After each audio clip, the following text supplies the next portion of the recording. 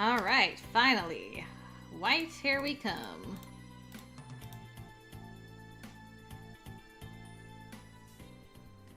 Okay, gonna talk about this stuff. Oh, hello. Minnie, what did you have to say? Okay, about the other world. However, you students must not enter the other world under any circumstances. I was right, it's a warning for the wild seeds. An ordinary wizard's parents would have already told him this for his own safety. For myself, things are somewhat different. Can any of you tell me why that is? One hand eagerly shoots up. Yes, Minnie. She stands up. Because the Comras feed on the souls of human children, especially magical children. They will be drawn to any unwarded human who enters their realm. It takes them approximately... Thank you, dear. That will do. Minnie closes her mouth and sits down. Oh, dear. Alright. Franko! Minnie runs up to me in the hall. There you are! Here I am. I hope the weekend's rest did her some good. She looks a lot more energetic, at least. I just talked to Jacob about the preparations for the next fundraiser and what items we're selling for our class. Goodness, sorry. I really had to swallow during that, and I'm like, I gotta get to the end of this line. She and Jacob were making arrangements without me again. I really must protest. Shouldn't I have been part of the preparations? Why? We're both president, not just you. But it was the treasurer's decisions. That's his job. He told me about it afterwards, so I'm telling you. Oh. I need to stop jumping to conclusions. Whoops. Well, we have the ability to rewind time.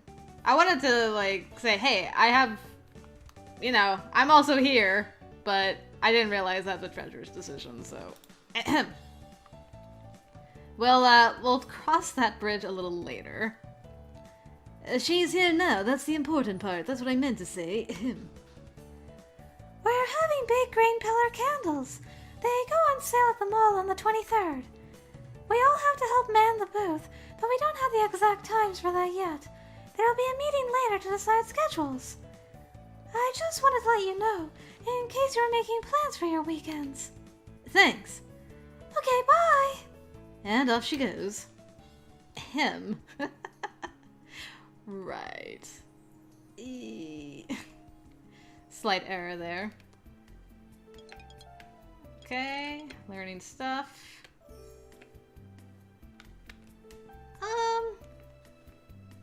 Yeah, we can do it. We got this.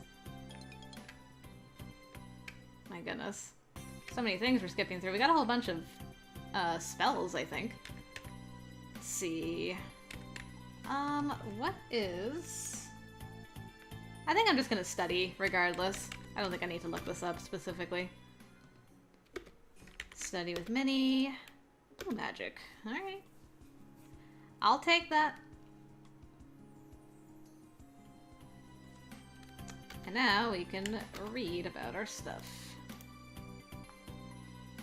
The other world. Advanced candles. Minnie came to tell me that the student council will be selling candles at the mall on November 23rd as a fundraiser. Our class is selling green pillar candles.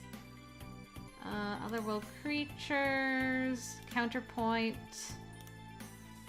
money, family Thanksgiving. How come? No, that's a different conversation I'm thinking of. And what have I learned? Okay, empathy and communication. There's just a lot of talking being done at White Magic class this week. Gotcha. First thing Monday morning, someone knocks on my door. Hello. Oh, it's just Minnie. Don't say it's just Minnie. Hi! Can you do a seal spell? Yes. Great! please stick this flyer to the wall. She hands me a piece of paper. It flies. What? Oh, no, it's an announcement. I look down at the paper. It says that there will be an assembly for all freshmen on Thursday, so our regular classes will not be held. What's this about? Spell practice. Can you put it up on the wall so everyone sees it? Oh, and we have a student council meeting after class today. So I'll see you then, all right? Okay. Okay, bye! She hurries away.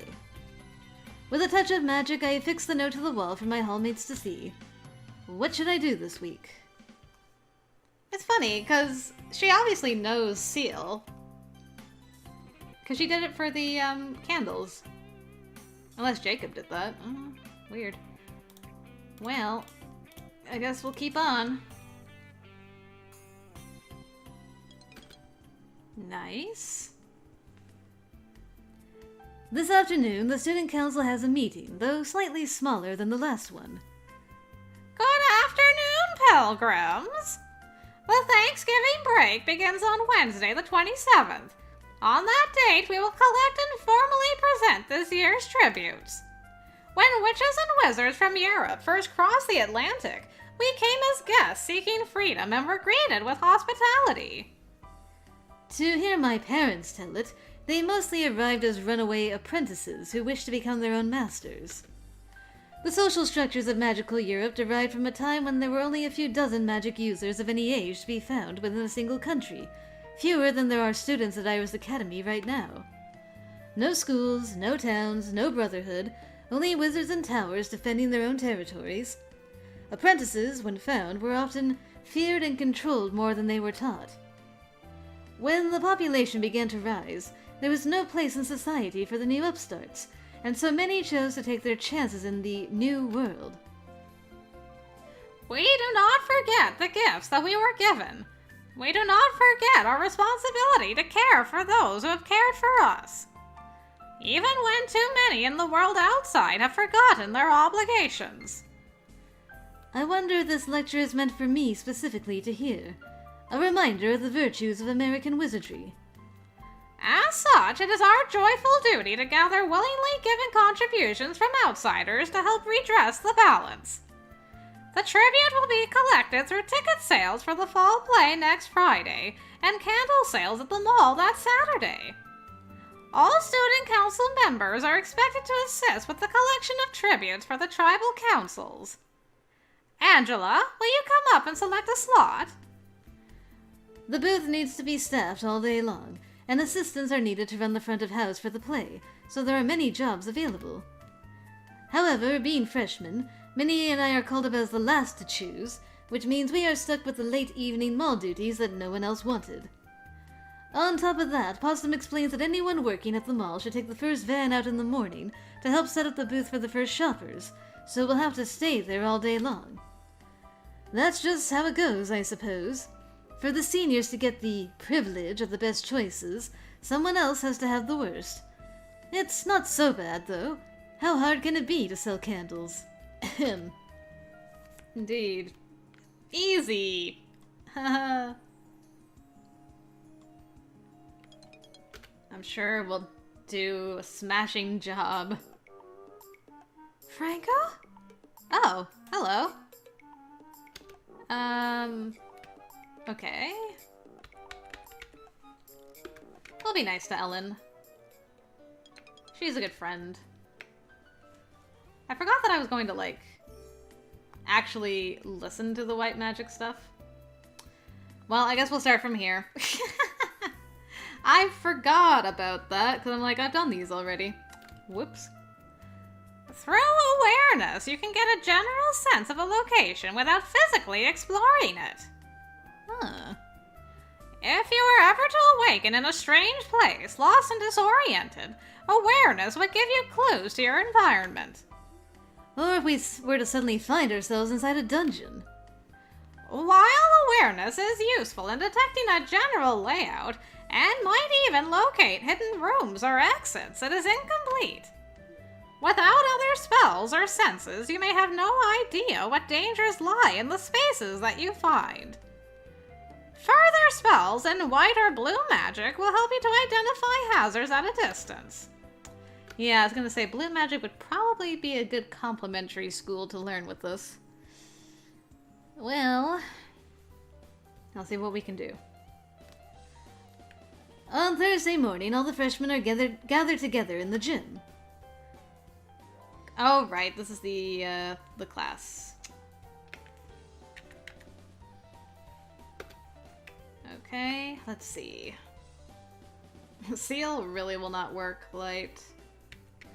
That's an attack. Yeah, you casting Blind's probably the best bet.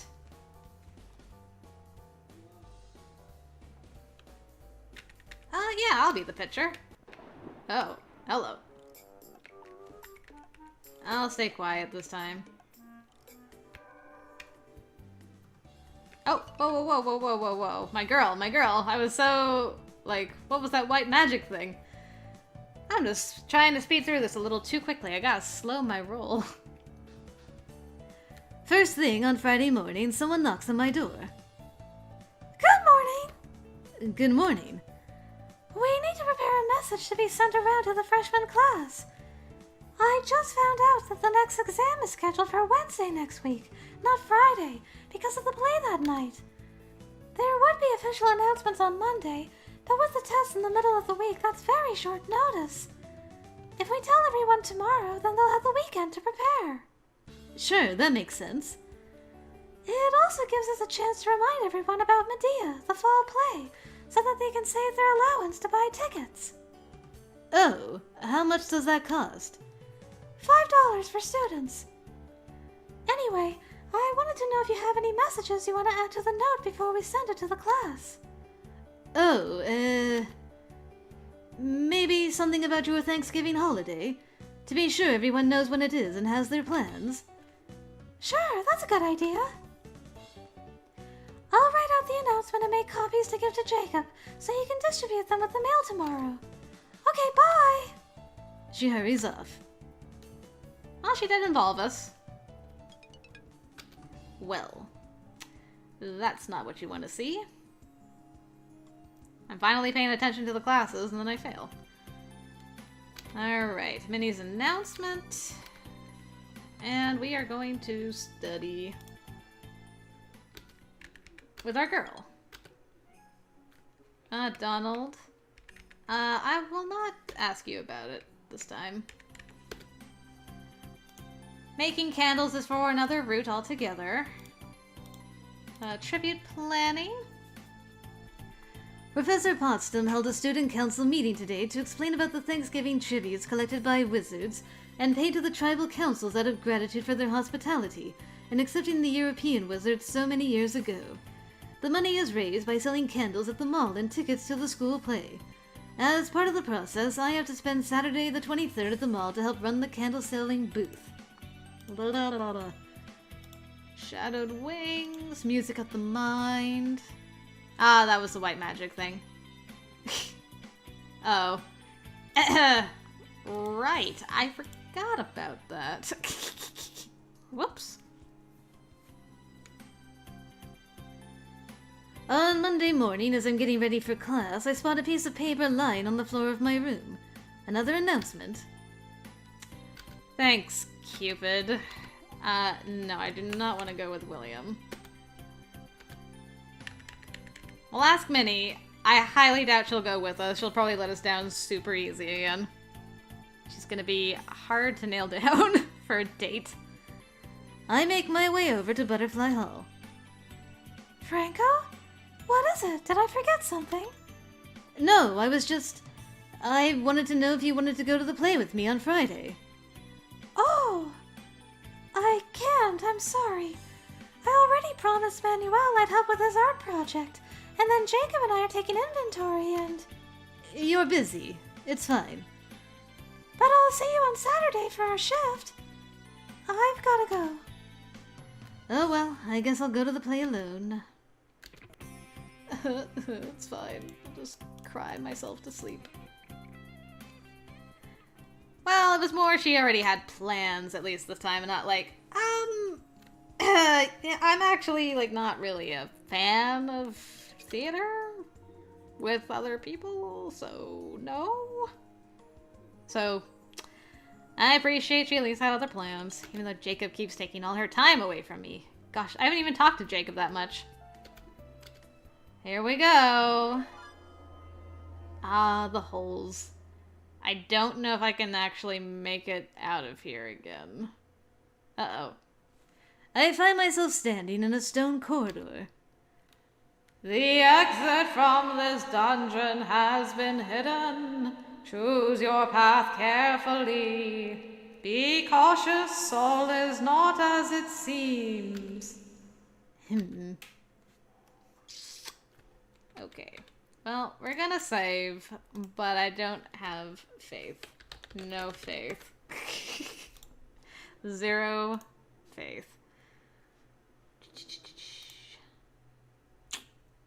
Unless there is a secret way. There's no way. That is really neat. Whoa. Nani?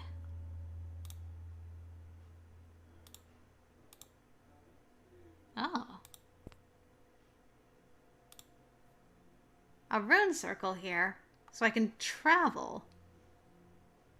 Okay. As far as your eyes can tell, it's a perfectly ordinary stone floor. An intricate pattern has been inscribed on the floor here. A sequence of runes is set along the outer edge of a circle. It looks too complicated for simple decoration. It must mean something. What should I use?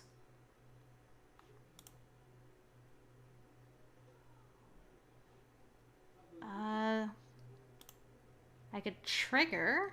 I could inspect. Let's try inspect. Okay, so that didn't help.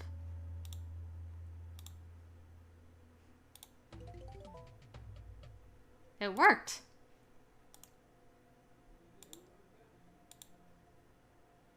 Nice. Where am I now? Hopscotch. I guess I should do awareness again. I see the stairs. Huh.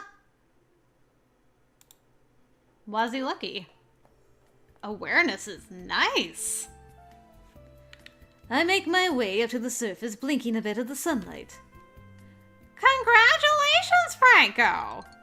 For succeeding in your quest, you receive 5 merits. Achievement shortcut. I hope you enjoyed putting your skills into practice. Man, that is so neat that there's a little room so you can take the rune circle across without having to go over the holes. I had no idea. Now, if you'll excuse me, I have another student to look after. Well, that's done. I guess I should have had more faith. Hello? Ah. Angry stomping. Oh. What was this one? What was this one? What spell have I learned? I need to stop zooming. Professor Potsdam stands before the class, smiling to herself. Ah, the watercolor mess. Your own canvases have only begun to take shape. Someday you may have too many memories to hold. Your memories do not affect only you. Your emotions, your experiences, they all leak into the world around you, leaving echoes. With white magic, you can examine the echoes of the past which have been left behind and watch the past unfold. Ah, this was the spell I was thinking of. I was wondering if there was a way to watch which runes you need to activate to get it to go, but trigger worked fine anyway. Spirit echoes might show you yesterday's argument, or the last decade's heartbreak. Strong emotions leave the clearest impressions, but memories are as fragile and elusive as butterflies. You cannot force them to hand. It is always a gamble seeking answers from the past. However, sensing the experiences of your classmates might prevent you from sharing their painful mistakes. Has to be strong emotions, though, so it might not have worked there. You okay, girl? Okay, that we were talking about Minnie. I just don't want to skip too far. Okay. I actually stopped in time for class that time. Well, I'm gonna go watch the play by myself. Oh boy, hello. On Saturday morning, I am awakened by someone knocking on my door. Franko! Are you ready to go? Go? It takes me a moment to remember. Right, selling candles. Come on, the boxes are waiting. We already delivered the mail. Isn't that Jacob's job? Give me a minute to get ready and I'll meet you by the vans. All the student council members work together to load the vans with boxes of merchandise and equipment, including a fold-up table and chairs, a large patterned cloth, and a collection of white plastic pipes. Not smoking pipes, but the sort that carry water, along with many little connectors to hook them together. Are we required to create our own plumbing? Then we arrive and work to assemble the booth. The pipes snap together to become supports for signs, and the cloth is spread over the top of the table to brighten the display and hide any boxes stored underneath. The candles are arranged by size and color. It's not going to be mistaken for a professional display, but it looks nice enough. Since the freshman shifts aren't until the end of the day, I'm at loose ends once the booth is set up. What should I do at the mall today? I can't... I have just enough to avoid... I can avoid it. Wow, okay, I'm just gonna pretend I didn't do that. Afford a white magic charm, but that would be all my money, and I couldn't participate in bingo, and potentially might not have any money for Valentine's Day, so we're not gonna do that. Let's go and watch people eat instead. The day wears on, and the novelty of the American shopping center grows progressively thinner. I amuse myself somewhat by listening in on the half-incomprehensible conversations of the locals, peppered with references and slang that I don't understand. Okay, we can skip through this. There we go. The hour grows late and the sunlight fades away, which might increase the appeal of a candle's warm glow. At last it is time for my shift. When I arrive at the booth, I find Professor Grabner seated nearby in one of the folding chairs. The other, beside him, is currently supporting an empty box. Minnie stands behind the table, finishing up her work. Good. You are punctual, at least. I am here to supervise only. I am not a salesman. You should not have any need to interrupt me. With that, he returns his attention to the book in his hands. I smile at Minnie. How have the sales been going? Oh, not bad. She looks past me down the darkening stretch of shops. Do you mind if I stay here a while? Just a set. I won't be in the way. I can keep you company. Sure. Thanks. Jacob's already gone back, so it's just us now. Interesting. She walks over to Grabner, moves the box off the extra chair, and seats herself. He does not bother to look up. I step behind the booth and look over the current supplies. Then I stand and wait for someone to approach and buy my wares. An older woman walks past. She doesn't even pause. More shoppers go by. None of them stop to look at my booth. Don't they want to buy things? Isn't that why they're here? Perhaps the glamours are malfunctioning and they can't see me or the booth at all. But from the state of the stock and the cash supply, it's clear that other volunteers have been making sales. It would be improper to use magic to lure in a customer. I settle for staring at them as they go past, willing them to look my way. It's not effective.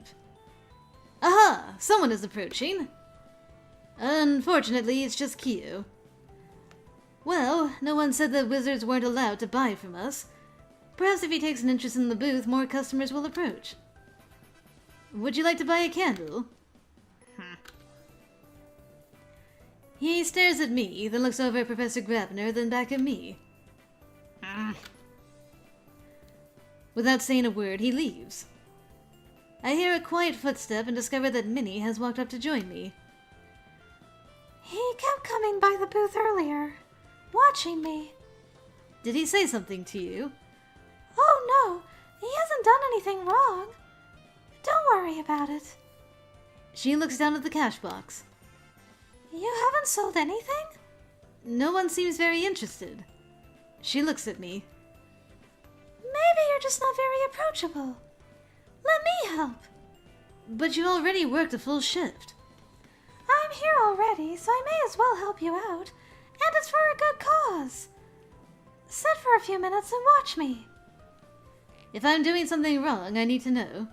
I take her seat next to Grabner, who continues to ignore us.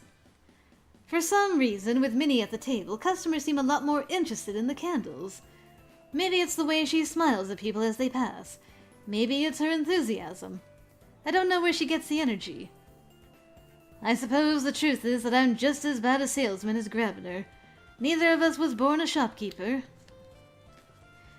She's better at this than I am. Should I just leave her to it? No, get back to work. We're not lazy this time.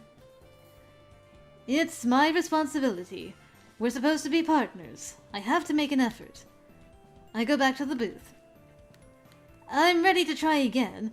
If you see me do something wrong, tell me, all right? Of course. And so I resume my position while Minnie goes back to her seat. Time passes. Minnie takes my place whenever I need to sit down for a minute, but it's been a long day, so it's impossible to avoid feeling tired. At least the candles are selling better now. Whoa!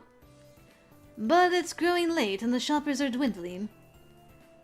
Professor, do you want us to stay until they lock up? He looks around. No, it is unnecessary. Anyone being shooed out by security is unlikely to stop for a purchase. Well, if they were being deliberately contrary, they might.